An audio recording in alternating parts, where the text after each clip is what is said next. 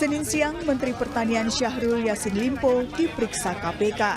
Selama 3 jam, Syahrul dimintai keterangan tim penyidik terkait dugaan korupsi di institusi yang dipimpinnya tersebut.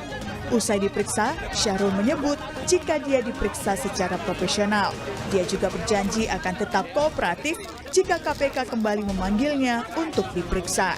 Alhamdulillah, panggilan sudah jalan dan saya sudah diperiksa secara profesional. Saya terima kasih dan saya tetap akan kompromi, akan kooperatif, kapanpun dibutuhkan saya siap hadir.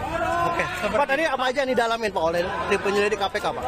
Saya kira apa yang dilakukan KPK sudah sesuai dengan SOP, sesuai dengan prosedur, dan saya sudah menyelesaikan semuanya itu dengan apa yang saya bisa. Dalam dugaan kasus korupsi di Kementerian Pertanian, KPK telah memeriksa sejumlah pejabat dan ASN. Di antaranya, Sekjen Kementan Kasdi Subagio dan Direktur Alat dan Mesin Pertanian Muhammad Hatta. KPK tidak menampik soal dugaan gratifikasi pejabat eselon di Kementerian Pertanian. Jadi yang perlu sebagai pemahaman, korupsi itu ada 30 tipologi.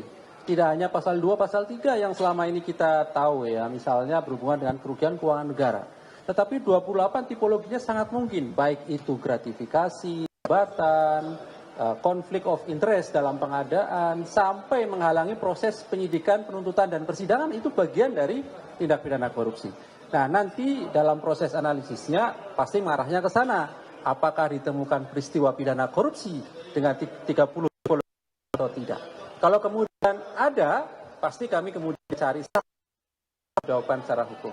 Siapa yang dapat ditetapkan sebagai tersangka dalam... Syahrul Yassin Limpo menjadi menteri kedua dari Partai Nasdem yang masuk dalam pusaran kasus korupsi. Sebelumnya, Menteri Komunikasi dan Informatika Johnny G. Plate ditetapkan sebagai tersangka oleh Kejaksaan Agung. Plate terjerat kasus pengadaan BTS 4G Bakti.Kominfo yang diduga merugikan negara lebih dari 8 triliun rupiah. Berkaitan atau tidak, banyak pula pihak yang pada akhirnya menduga jika para menteri Nasdem ini menjadi imbas pertarungan politik jelang Pilpres 2024. Seperti diketahui, Nasdem mengambil arah politik yang berbeda dari partai penyokong pemerintah dengan mendukung Anies Baswedan di Pilpres tahun depan. Lalu, apa yang sebenarnya terjadi? Tim Liputan Kompas TV.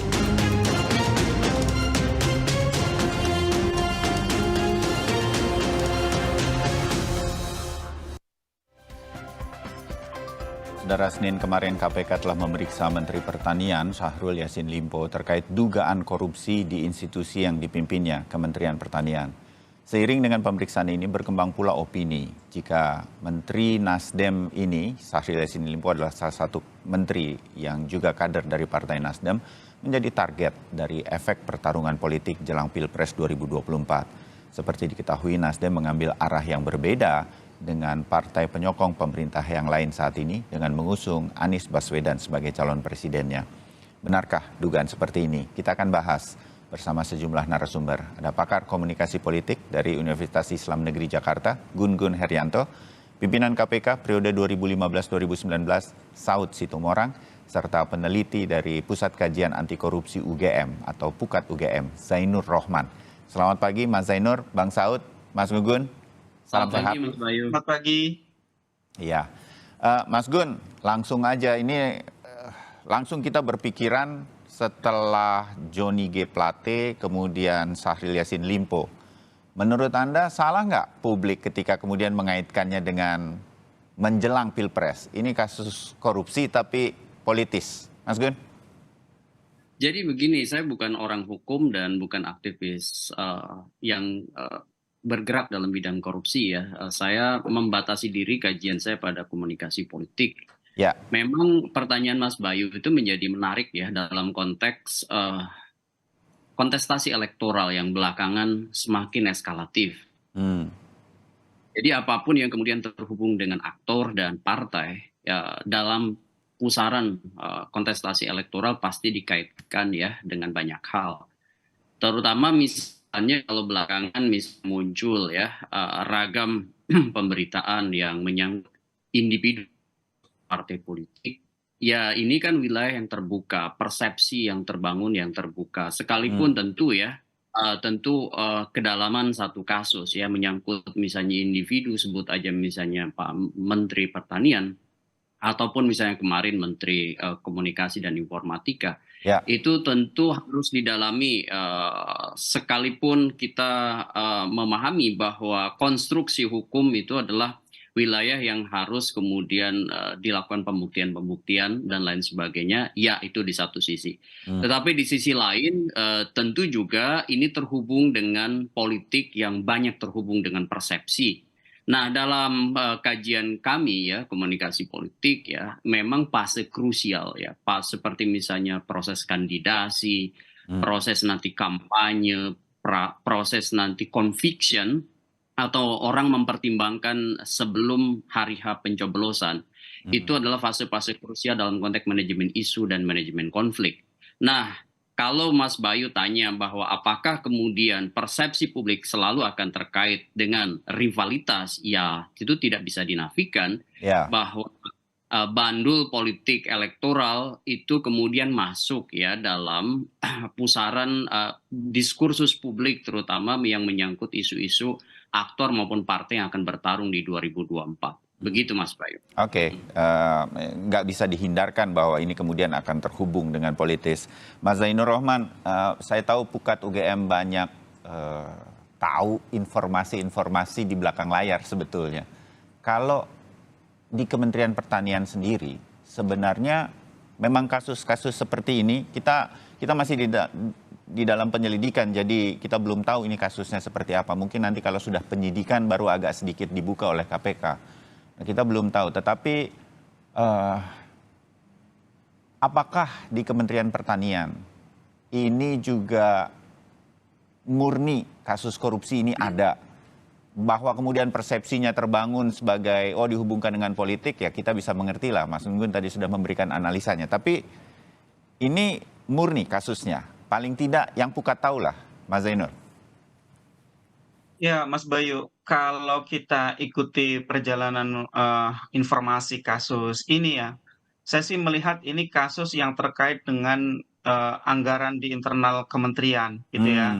Kalau dari modus kasus-kasus di berbagai kementerian tuh biasanya kan tidak jauh-jauh dari pengadaan barang dan jasa, pemberian izin, kuota ekspor impor, atau juga pengisian jabatan publik. Tetapi sepertinya yang terjadi di Kementerian Pertanian, meskipun KPK belum mengumumkan, ini agak berbeda Mas Bayu.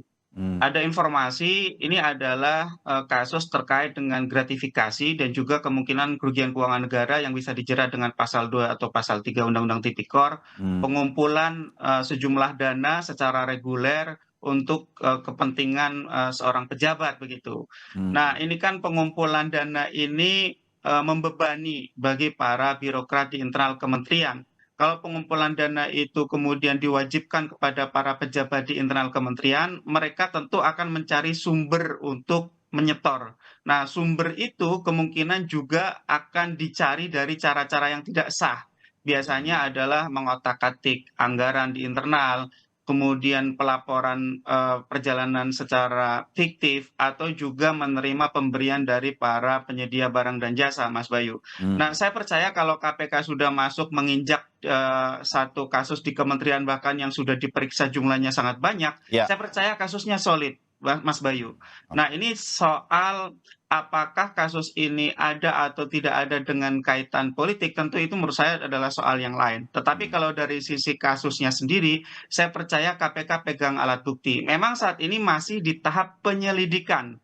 Kalau di dalam KUHP penyelidikan itu kan untuk mengetahui ada atau tidaknya tindak pidana dan dapat atau tidaknya dilanjutkan di proses penyidikan. Tetapi kalau di KPK itu kan selangkah lebih maju. Mungkin Pak Saud nanti bisa jelaskan. Nah, jadi saya melihat memang kalau dari sisi kasusnya saya pikir itu tidak akan terlalu repot bagi KPK untuk bisa membuktikan bahwa kasus ini memang kasus yang secara hukum ada alat buktinya, bisa dipertanggungjawabkan di depan persidangan sehingga nanti bisa dilakukan proses penuntutan. Nah, kalau soal apakah ini kemudian politik atau non politik, silakan ya teman-teman yang bergerak menganalisis dari sisi politik itu bisa melakukannya. Tapi bagi saya sih sebenarnya tidak ada soal, Mas Bayu. Apakah itu kemudian adalah pesanan atau bahkan kriminalisasi atau tidak, itu bisa dibuktikan menurut saya dengan beberapa hal. Yang pertama, apakah ada alat bukti yang kuat atau tidak. Yang kedua, apakah kasus ini sebenarnya adalah kasus yang sudah sejak lama diketahui tetapi baru diproses sekarang? Maka jika seperti itu, maka itu kemungkinan terkait dengan politik. Atau yang ketiga, kalau aparat penegak hukum memiliki alat bukti keterlibatan pihak-pihak lain yang sedang berada di kekuasaan tetapi berasal dari partai politik yang berbeda, ketika itu tidak diproses, maka itu kemudian ada yang disebut dengan tebang pilih, maka itu bisa disebut sebagai politisasi. Tetapi selama ada alat bukti yang kuat gitu ya, saya sih lebih suka semuanya saling buka, Mas Bayu, daripada mereka saling menutupi gitu ya. Nah, atau yang kedua, inilah kalau memang benar ini ada unsur politiknya, inilah pentingnya adanya pengimbang di pemerintahan, tidak semuanya berada di dalam. Kalau ada yang mengimbangi kan setidak-tidaknya yang mengimbangi ini pertama bisa saja akan diserang oleh yang sedang di dalam. Atau yang kedua, yang mengimbangi yang di luar itu kan akan melakukan pengawasan terhadap mereka yang ada di dalam. Ya daripada mereka saling tutup, lebih baik saling bongkar, Mas Bayu. Nah, terbayang kita sekarang mengenai kasusnya dari Pukat UGM, terutama Mas Zainur Rohman. Dan kasus ini kita yakini sampai saat ini, tentunya kalau KPK sudah seperti saat ini memeriksa banyak kasus, memeriksa banyak saksi, ini solid. Lepas dari ini politis atau tidak, saya rasa angle atau cara berpikir Pukat bahwa kasus korupsi harus terus dibongkar apapun alasannya, kita bisa pahami. Nah, saya ke Bang Saud kalau begitu. Memang bisa KPK, ya pengalaman Bang Saud lah ketika memimpin KPK. Ada pesanan-pesanan, kasus tiba-tiba muncul, kok timingnya itu loh Bang Saud bisa saat-saat ini begitu. Ini kan jadi kayak pressure. Izinkan saya kemudian merasakan kebatinannya kita publik kemudian susah kita persepsi yang seperti Mas Gun katakan nggak menghubungkannya dengan politis. Kalaupun hari ini saya meyakini kasusnya pasti solid nih, pasti ada kasus korupsinya, kita tinggal dengar gitu. Bang Saud, memang timingnya bisa diatur dan yang ngatur ini bisa orang lain di luar KPK. Bang Saud. Ya, jadi memberantas korupsi itu memang kita harus bawa semua teori masuk di dalamnya. Teori manajemen, teori politik. Karena kan ini kan extraordinary crime. Crime yang luar biasa. Bahkan ada di dalam terminologi tahun 2011 itu yang disebutnya political expert person ya. Orang-orang politik yang punya potensi untuk kemudian melakukan transaksional, isu transaksional. Jadi kita harus membawa semua teori ke dalam ini, jangan mengabaikan teori yang lain. Jadi makanya ketika kalau ingat dulu, Mas Bayu ingat ada kasus Mbak Pau dulu ya, yang Mbak Pau iktp itu. Ya itu kan kita antisipasi benar itu. Ini jangan sampai masuk ke 2019 baru kita selesaikan. Makanya kita selesaikan benar itu 2018. Jadi kita harus memang ya memang kalau memberantas korupsi di mana ada orang yang high profile person di sana ya pasti noisy, berisik gitu ya. Makanya saya sependapat dengan Mas Zainur tadi, ini kronologisnya gimana ini? Nanti kita bisa lihat nih, ya kan? Kalau sudah lama kenapa baru sekarang? Kalaupun sekarang kenapa biasanya kasusnya itu kan kalau Kementerian Pertanian itu kasus-kasus besar. Itu makanya Menteri Pertanian sebelumnya itu bilang ke kita waktu itu, Pak Saud jagain kita ya. Kalau Pak Saud nggak bisa jaga di sini, patung Pak Saud aja taruh di gedung ini gitu. Jadi gini, sebenarnya KPK itu punya kendali untuk membuat persepsi publik atau siapapun bisa betul-betul fokus pada kasus korupsinya, tidak dibawa kemana-mana. Sebetulnya bisa, begitu ya Bang Saud? Iya, itu saya bilang tadi, kalau sudah mulai kegiatan pesta nasional ini kita harus hati-hati karena nggak bagaimanapun orang akan melihat itu. Karena kan kita bicara Indonesia. Iya. Kepercayaan, apalagi di tengah KPK yang sekarang sangat menjunam kayak gini, dewasnya kayak begitu. Dia mengeluarkan angka di tahanan gede. Kalau angka di tahanan menyangkut pegawai dia kencang, menyangkut pimpinan dia nggak kencang kan gitu kan. Jadi ini kan semua bagian-bagian yang bisa kita lihat. kalau dikatakan nggak ada kaitan dengan politik, naif juga kita. Karena memang ada cara sebenarnya kalau memang, apalagi kalau kerugiannya cuma gratifikasi berapa lah itu ya. Jadi maksud saya, apa yang kita lakukan saat ini kalau memang ada buktinya, saya dengar juga partai politik yang mengatakan dia kalau memang betul ya kita siap mendukung, yang bersangkutan juga siap membuka segalanya ya. Nah, ini kan terlihat bahwa ada niat baik dari tersangka gitu. Justru kita jadi melihat niat lainnya atau niat jahatnya dari penyidik kan gitu ya. Kita melihatnya di situ gitu.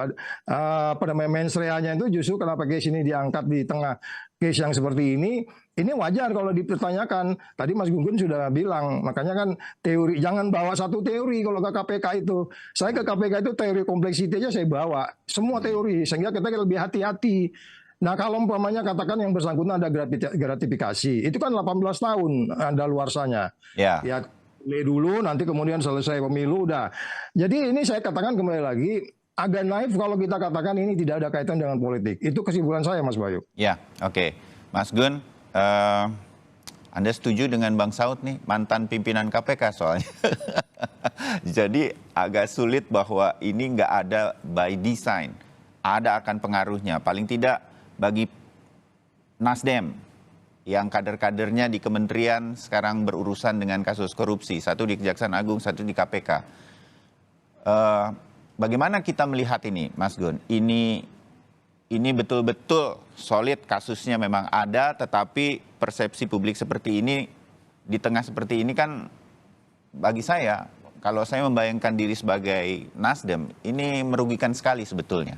Dan harusnya ini kan, kalau kata Bang Saud tadi, bisa dihindari sebetulnya. Kasus ini sebenarnya kan sudah lama. Kalau kasusnya solid dan sudah cukup kuat, bisa diatur waktunya agar tidak memunculkan persepsi yang dekat dengan Pilpres. Mas Gun. Iya Mas Bayu, itu ada satu terminologi menarik dalam komunikasi politik itu ya, namanya CPM atau Communicational Privacy Management. Tadi persis seperti bisa menjelaskan apa yang disampaikan oleh Bang Saud dan juga Mas Jainur Rahman ya, bahwa KPK bicara soal timing kapan misalnya memanage komunikasi ke publik, termasuk dalam konteks misalnya satu kasus hukum. Dan itu proses itu pasti akan bergulir menjadi satu wilayah perbincangan yang liar, itu pasti harus dimitigasi kan.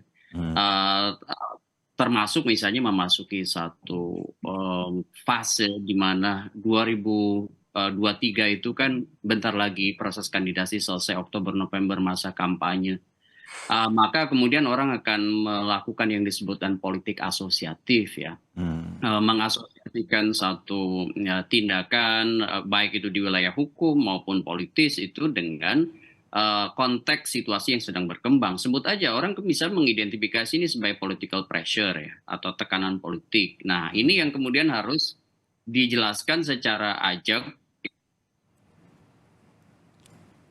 Halo Mas Gun.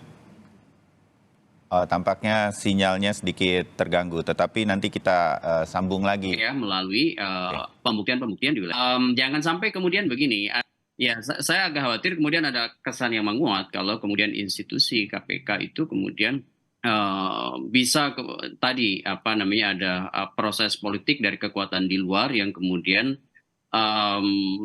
memanfaatkan momentum ya untuk kemudian bukan hanya semata-mata kasus hukum nanti, tapi bisa menjadi political pressure bagi kekuatan tertentu begitu. Nah ini yang kemudian satu hal yang makanya tadi saya mencermati betul apa yang disampaikan oleh Bang Saud, misalnya kayak kasus IKTP, bagaimana misalnya timingnya bisa diselesaikan sebelum memasuki tahun 2019 misalnya. Ini proses yang tentu mitigasi penting ya dalam konteks penegakan hukum. Jadi hukum tidak bisa dilepaskan ya dari atmosfer politik yang tentu berkelindan. Nah konteks itulah yang menurut saya terhubung dengan dua hal Mas Bayu ya. Pertama itu wilayah tentu framing ya, pemberitaan media yang kemudian pasti akan berkelindan dengan isu hukum. Ya, makanya kemudian harus dimitigasi apakah ini kemudian lebih kental muatan politiknya atau sebenarnya murni penegakan hukum. Nah ini kan Satu hal yang harus dimitigasi sejak awal oleh institusi seperti KPK ya. Yang kedua adalah soal bagaimana misalnya FCR atau finding, conclusion, recommendation atas kasus-kasus hukum ini berujung di mana. Nah, ini kan butuh yang disebut dan evidence base atau basis-basis data, basis bukti yang kemudian lebih kuat dibanding kemudian wilayah persepsi yang mungkin saja kemudian semua orang bisa memiliki tafsir atau memiliki makna yang berbeda-beda. Ini disebut dengan makna polisemik ya. Satu hal itu bisa ditafsiri, bisa dimaknai berbeda-beda. Nah, secara politik ya tentu ini merugikan Partai Nasdem ya.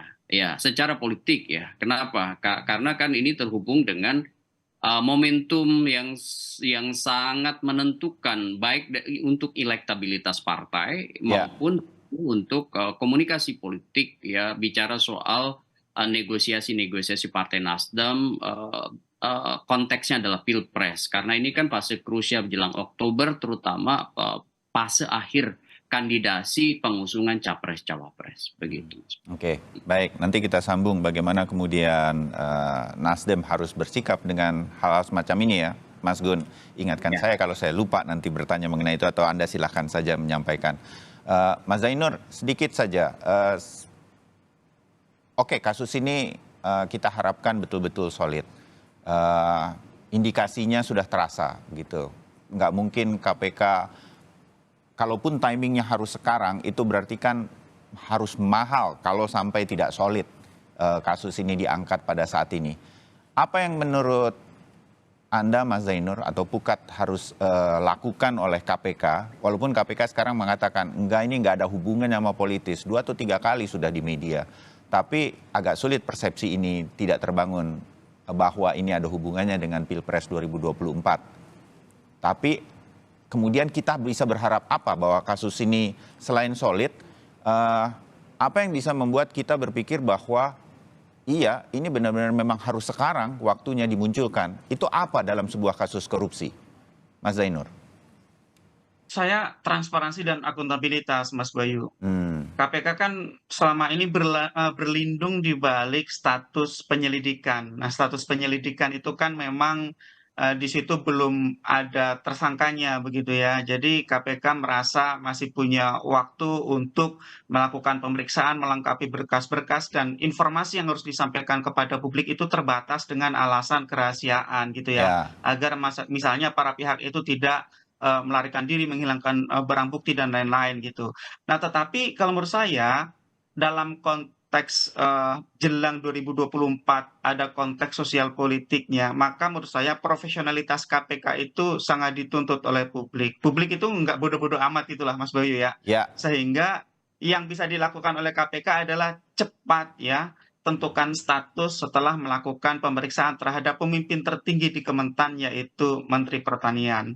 Setelah ditentukan status, jika memang ia masuk tahap penyidikan, maka lakukan penyidikan sesegera mungkin, kemudian ajukan di depan meja persidangan. Sehingga di dalam semua proses itu KPK bisa menyampaikan informasi kepada publik secara transparan. Misalnya apa? Misalnya kasus ini kasus apa sih? Sampai sekarang kan KPK tidak menyampaikan. Yang diduga adalah ini kasus pengumpulan uang untuk setor kepada pejabat gitu ya. Tetapi sampai sekarang KPK tidak lakukan itu gitu ya. Yang kedua, siapa saja yang terlibat, bagaimana modus operandinya, bagaimana ini bisa terjadi, mengapa pengawasan gagal untuk melakukan pencegahan, apalagi untuk melakukan penindakan dan seterusnya, itu tidak dilakukan, Mas Bayu. Sehingga publik bertanya-tanya apa yang dilakukan oleh KPK ini, apalagi KPK ini kan tahu kita sedang dalam proses yang jelang 2024. Dan harusnya ini bisa dilakukan oleh KPK sekarang. Sebetulnya apa yang yang kita harapkan seperti analisa Anda ini sebetulnya bisa KPK lakukan, Mas Zainur? Bisa, Mas Bayu, sangat bisa. Jadi menurut saya yang pertama itu tadi ya, segeralah tentukan status gitu ya, status siapapun yang memang terlibat, termasuk status apakah dari penyelidikan sudah benar-benar didapatkan alat bukti untuk bisa naik ke penyidikan dan dapat tersangkanya. Yang kedua adalah sampaikan informasi secara jelas kepada publik begitu ya. Yang ketiga, jangan mengulur-ulur waktu ya, gunakan waktu sebaik mungkin gitu ya. Kenapa? Karena justice delayed, justice denied gitu ya. Keadilan yang ditunda-tunda itu adalah keadilan yang tertolak begitu ya. Artinya ini bisa merugikan banyak pihak begitu ya. Jadi ini perlu perlu proses penanganan perkara yang benar-benar profesional, tidak membuka celah penafsiran bahwa ini diulur-ulur begitu ya, apalagi dicari timingnya begitu ya, sehingga publik bisa dapat informasi dengan jelas. Itu yang kita harapkan dari KPK untuk proses saat ini. Nah, yang kedua, Mas Bayu, tadi saya katakan bahwa kalau KPK ingin menghindari tuduhan bahwa KPK itu bisa di-remote dari luar, KPK bisa dipesan secara politik dari luar, KPK proses kasus-kasus lain yang sampai sekarang masih tertunggak yang itu terkait dengan politik. Contoh apa? Harun Masiku. Harun Masiku itu kan sangat kuat dugaannya terkait dengan partai dari warna lain begitu ya. Dan itu kan bukan melibatkan Harun Masiku saja, tetapi melibatkan aktor-aktor lain yang itu merupakan juga politisi yang memiliki posisi yang sangat kuat di partai politik lain. Jadi kalau KPK juga proses gitu ya, partai dari kelompok lain, itu publik akan percaya, oh iya KPK tidak pilih-pilih, KPK tidak pandang bulu, KPK tidak bisa di-remote gitu. Itu menurut saya bisa menjadi bukti kepada publik, Mas Bayu, bahwa KPK itu memang independen. Kenapa? Karena KPK itu memang adalah lembaga anti korupsi yang bersifat independen sesuai dengan Undang-Undang 30 tahun 2002 sebagaimana diubah dalam 2019. Dan itu juga memang merupakan konsep lembaga anti korupsi di dunia, Mas Bayu. Idealnya memang KPK harus bersifat independen, bebas dari campur tangan kekuasaan manapun, tidak bisa di-remote dari luar, Mas Bayu. Ya, baik. Kita dapat poinnya jelas sekali mengenai apa yang harus dilakukan KPK supaya persepsi publik tidak kemana-mana. Bang Saud, nanti akan saya minta tanggapannya sebagai mantan pimpinan KPK usai jeda. Tetap bersama kami.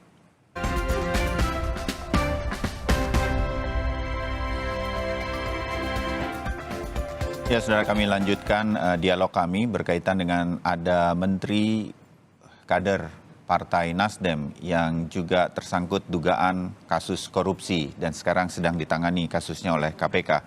Masih ada Gun-Gun Heryanto, analis politik atau komunikasi politik, Saud Situmorang, mantan pimpinan KPK, Zainur Rohman, peneliti Pukat UGM. Sebelum jeda tadi Mas Zainur memberikan analisanya, saya ambil garis bawah tebal, stabilo, kasih tanda petik. KPK harus tidak boleh tebang pilih. Kasus ini ada hubungannya dengan partai tertentu, Nasdem. Ada juga Harun Masiku yang juga sampai sekarang belum jelas penanganannya, juga terkait dengan sebuah partai politik. Nah, kalau dua-duanya ini dikerjakan oleh KPK sebagai PR-PR oleh KPK untuk pemberantasan korupsi, mungkin saya sebagai publik tidak terlalu punya banyak kesempatan punya persepsi yang berbeda-beda seperti kata Mas Gun tadi. Bang Saud, Anda setuju analisa dari Mas Zainur tadi, Bang Saud? Ya, jadi memang saya berpikiran begini, bahwa kalau memang mereka ditugasi dalam arti memang memberantas korupsi secara perform gitu ya, secara berintegritas gitu, tentu tidak akan menimbulkan tanya-tanya. Saya selalu mengatakan tandanya politicking itu kan kasus gampang dibikin susah, kasus susah dibikin gampang. Ini kan sebenarnya kasus gampang ini kok dibikin susah kayaknya gitu. Ini sederhana banget ini kalau yang betul kasusnya SPJ, di setiap SPJ yang ngambil uang sekian gitu ya. Itu kan terbukti banget, itu easy gitu. Jadi maksud saya kasus gampang dibikin susah, yang susah malah dibikin gampang gitu ya. Itu menunjukkan politikingnya sedang terjadi di sana. Nah, oleh sebab itu saya mengatakan kalau memang kita masih mau berpikir bahwa, kalau masih mau ya, tapi saya pikir nggak bisa diharap lagi ya sampai nanti presiden barunya muncul lah ya, undang-undang KPK yang dikembalikan dan seterusnya. Nah, kalau kita kembali kepada prosesnya, sekali lagi saya harus menekankan, kalau memang terbukti ada gratifikasi atau apapun bentuknya, apakah itu pasal 2, pasal dan seterusnya, pasal 5, pasal 12 dan seterusnya, itu kita harus bawa ke meja pengadilan. Nggak bisa dong favoritism. Tapi pada bagian lain, kita akan memahami bahwa persoalan internal KPK ini kan sudah terbukti bahwa mereka tuh saat ini kacau balau bener gitu. Sudah nggak kayak organisasi penegak hukum. Sudah mirip-mirip sekali organisasi politik gitu. Menarget-narget politik. ya kan? Jadi sekali lagi, kalau kita memang masih mau melakukan penegakan hukum dengan rumus-rumus penegakan hukum, terlebih extraordinary crime ini, ya mereka harus extraordinary hati-hati, extraordinary smart, termasuk yang saya bilang itu, bila kita 2018 karena 2019 akan pemilu, kasus IKTP itu kita speed up supaya nggak ada kesan-kesan di politiking. Ya. Kenapa Bang Saud mengatakan KPK sekarang lebih ada politis? KPK berkali-kali kita kejar juga bahwa mereka mengatakan kasus ini nggak ada politisnya. Mau di Johnny G. Plate maupun di kemungkinan Syahrul Yassin Limpo. Bang Saud, apa tanda-tanda yang menguatkan itu menurut Bang Saud sebagai mantan orang dalam di KPK? Ya, kita kan tahu mereka sekarang di bawah partai politik yang mana. Kan sudah ada bukti-bukti dia ketemu dengan bilateral dengan seorang pimpinan parpol. Kan itu udah menunjukkan bukti-bukti itu nggak bisa kita hilangkan begitu saja bukti-bukti itu. Ya kan? Bahkan ada videonya. Kemudian kita lihat juga kalau kita kaitkan dengan kasus yang lebih spesifik. Tadi Mas Jainur sudah nyebut soal soal kasus Harun Masiku. Terus kemudian kasus yang terkait dengan bansos itu kan sudah ada nama satu yang sebenarnya sudah bisa ditersangkakan, terkaitkan juga dengan politiknya partai politiknya yang terkait dengan Harun Masiku. Semua kasus-kasus itu kan udah diperiksa Dewas mengatakan nggak terbukti, Bang Saud. Ya, itu samanya saya bilang tidak terbukti itu apa? Jangan-jangan hanya seperti ketika dia nanya sama saya, Pak Saud dapat bukti dari mana? Bukti saya C3, media. Tapi kalau media nggak benar kan pasti orang protes. Jangan katakan unsur media, karena saya dapat informasi media, saya nggak ketemu langsung di SDM, saya dikatakan bahwa informasi saya tidak valid. Ya tugas dia untuk mencari informasi kebenarannya. Jadi sekali lagi, kalau memang dikatakan ini tidak ada kaitan dengan politik, bukti-bukti menunjukkan dia sudah diremut kok. Iya kan? Sudah jelas itu, kita nggak bisa menafikan lagi. Ada banyak yang favoritism di sana. Bahkan dia sudah seperti merasa seperti I am the law gitu. Jadi dia bisa melakukan apa saja, kemudian Dewasnya juga tidak bisa melakukan apa-apa. Gitu, Mas. Oke. Baik. Terbayang sekarang kalau bicara dengan Bang Saud itu, saya selalu mendapatkan kesan ada KPK sekarang sudah agak sedikit berbeda dan saya mengerti mengapa posisi-posisi itu selalu disampaikan oleh Bang Saud. Saya ke Mas Gun sedikit. Mas Gun, selain KPK yang menjadi perhatian publik sekarang adalah selalu mengatakan bolehlah kepada partai politik yang sekarang sedang berkuasa atau kepada pemerintah yang sekarang sedang berkuasa bahwa ini by design kayaknya memang disengaja begitu. Nah, kira-kira itu kan obrolan kalau sambil ngopi dengan teman-teman, waduh kemarin Kominfo, sekarang Kementan, mungkin berikutnya adalah Kementerian KLH dan K, gitu, ya kan, kira-kira begitu tuh bayangan kita. Artinya harus ada yang menjawab juga pemerintah berkaitan dengan ini secara analitis Anda sebagai komunikasi politik, Mas Gun menurut Anda, atau juga Nasdemnya juga harus menjawab ini, menurut Anda Mas Gun? Jadi gini Mas Bayu ya, pertama menurut saya yang paling penting juga itu adalah role model dari pernyataan-pernyataan publik yang berpotensi untuk kemudian menjadi masalah. Contoh misalnya, saya termasuk yang mengkritik ya ketika misalnya penggunaan diksi cawe-cawe begitu ya, karena itu contoh misalnya itu bisa kemudian diinterpretasi dengan liar ya. Meskipun ya tentu ya sudah ada semacam klarifikasi ya bahwa itu adalah dalam konteks politik kenegaraan, tetapi kemudian kan seperti tindakan itu seperti sekuensial. Jadi ada satu pernyataan muncul di satu konteks ya, dan kalau tidak cepat proses memberi semacam klarifikasi, itu pernyataan akan menjadi equivocal communications ya, komunikasi itu kemudian menjadi satu hal yang multi interpretasi.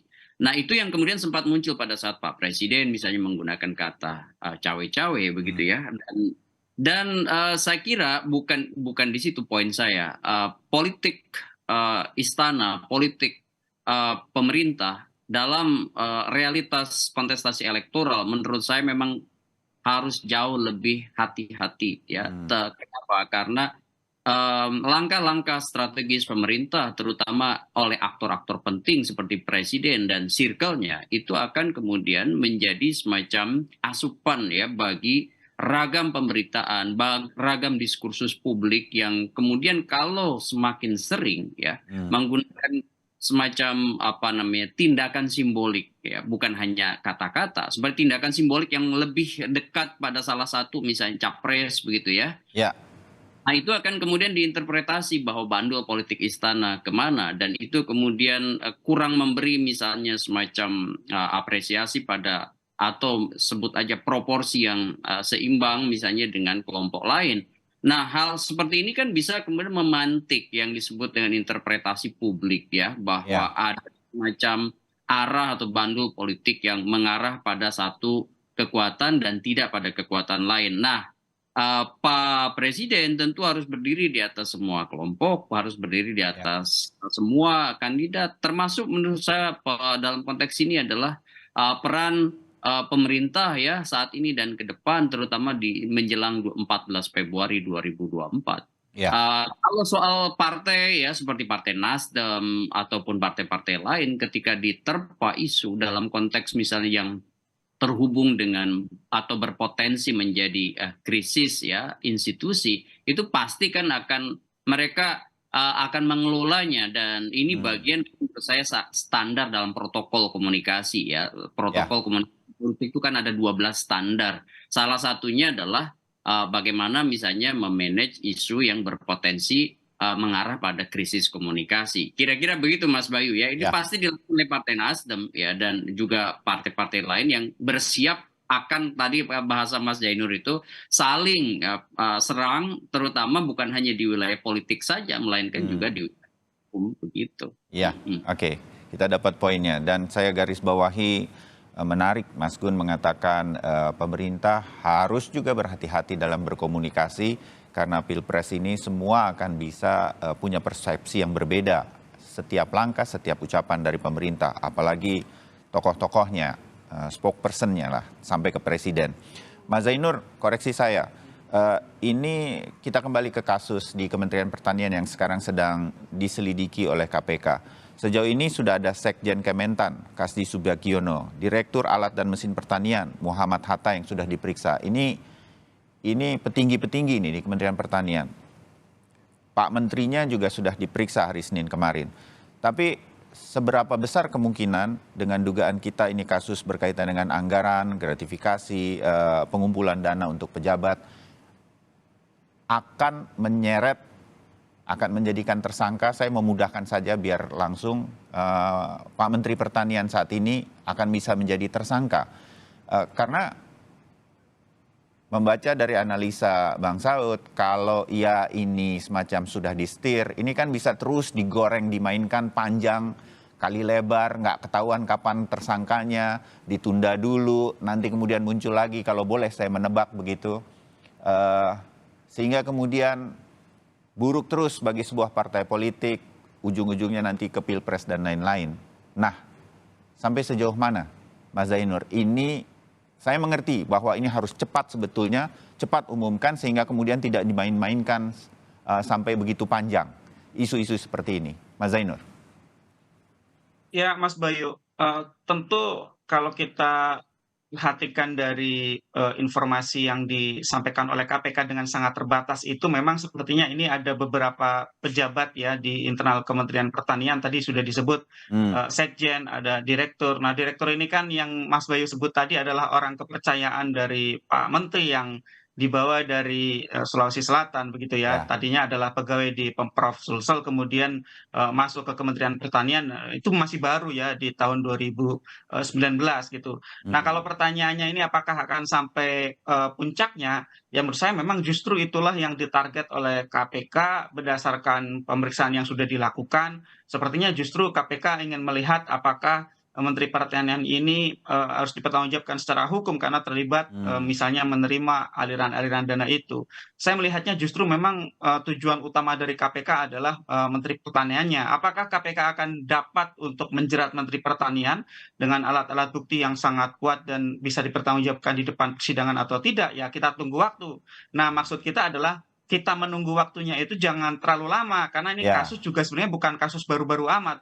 Kalau KPK mengatakan ini sudah diproses penyelidikan dari awal tahun 2023, dari bulan Januari, tetapi kan KPK juga menyampaikan bahwa kasus ini adalah dugaan pengumpulan dana setoran kepada pejabat dari tahun 2019. Artinya ini seharusnya sudah bisa dilakukan oleh KPK di jauh-jauh hari, atau yang kedua setidak-tidaknya jangan buying time kemudian membuka ruang-ruang spekulasi.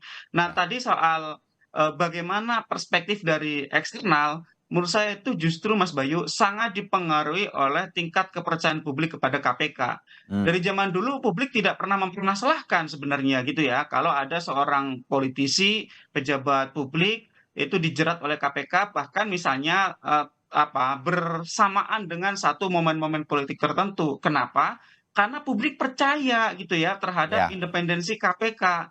Publik melihat KPK tidak pandang bulu, tidak tebang pilih, dan bisa dilihat oleh publik KPK hajar semua kalau memang ada alat bukti yang menunjukkan tindak pidana korupsi yang dilakukan oleh mereka. Nah, saat ini KPK redup kepercayaan publik terhadap KPK dimulai dari revisi Undang-Undang KPK dalam Undang-Undang 19. Ya, Undang-Undang 19 itu sangat mereduksi derajat independensi KPK di semua sisi. Termasuk kalau dari tadi dibahas Dewas, ingat Dewan Pengawas KPK itu untuk pertama kali, ya itu yang sekarang menjabat, itu adalah orang pilihan presiden sendiri tanpa panitia seleksi. Artinya tidak ada independensi secara desain di mereka. Secara personal kita admire mereka. Mereka adalah tokoh-tokoh yang selama ini punya rekam jejak begitu ya. Tetapi secara prosedur pengangkatannya saja sudah tidak independen kok. Nah, sehingga kalau sudah tidak independen dari sisi pengangkatan, kita tidak bisa mengandalkan Dewan Pengawas untuk menjaga independensi KPK agar tidak di-remote oleh eksternal. Yang kedua, dari konfigurasi pimpinan KPK yang sekarang, ini kan pimpinan-pimpinan KPK yang selalu ada catatan publik.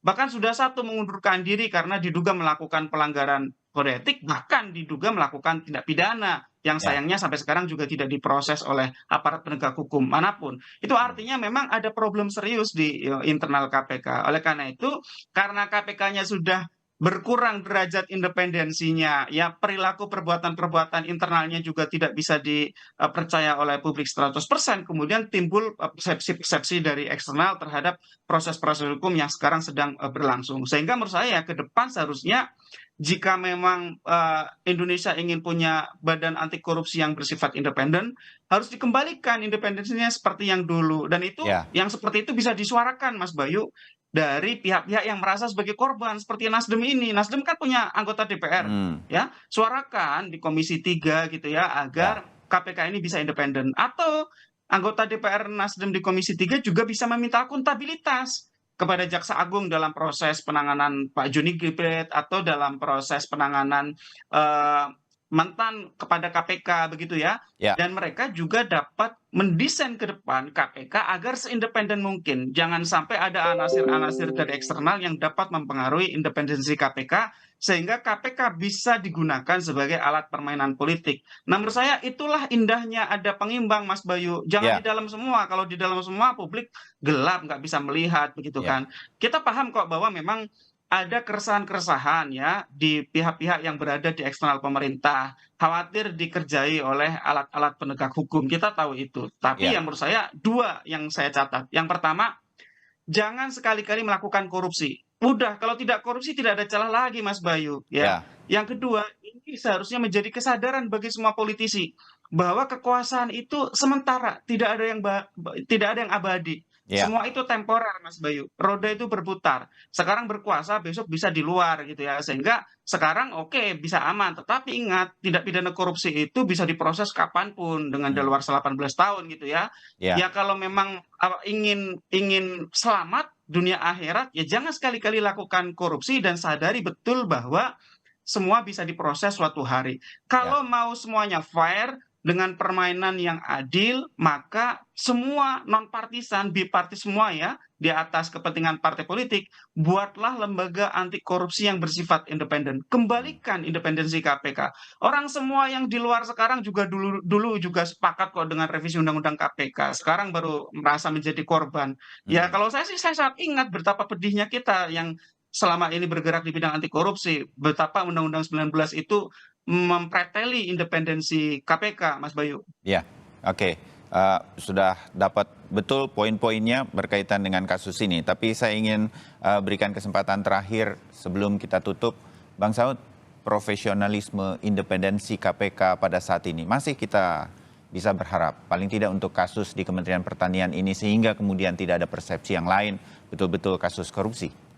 Bang Saud. Ya, mereka harus buktikan itu ya. Harus buktikan bahwa mereka tidak politicking, mereka perform, mereka sesuai dengan asas-asas pemberantasan korupsi dan seterusnya, transparan, akuntabel, tidak konflik of interest. Kan tiga hal ini mewarnai pikiran mereka, keadaan di dalam. Nah, oleh sebab itu berikutnya adalah bagaimana kita yang berada di luar ini, civil society, ya harus mengawasi ini nih. Makanya ketika kemarin kasus yang pertama itu yang menyangkut Nasdem, kan saya gambar sendiri semua kasusnya.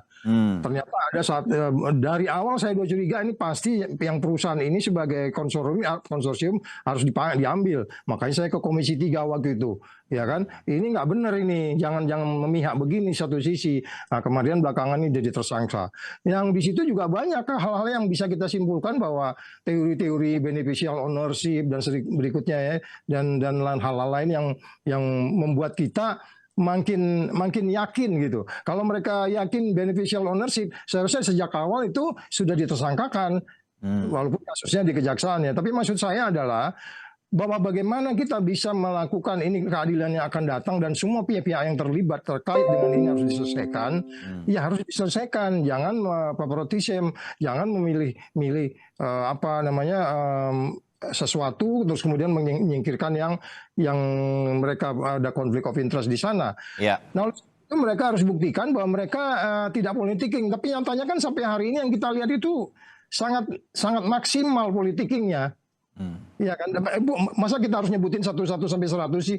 Ya kan, Harun Masiku, kasus kemudian yang cerita-cerita geledah di kantor DPP, terus kemudian kasus yang barang bukti hilang di Kalimantan, ya kan, 1 truk barang bukti hilang itu gila itu, ya kan, terus kemudian apa lagi, Mas Yainur hafal itu lebih 100 kali, ya tuh. Jadi maksud saya jangan dibilang ini tidak, kita punya fakta bahwa mereka itu sekarang favoritism.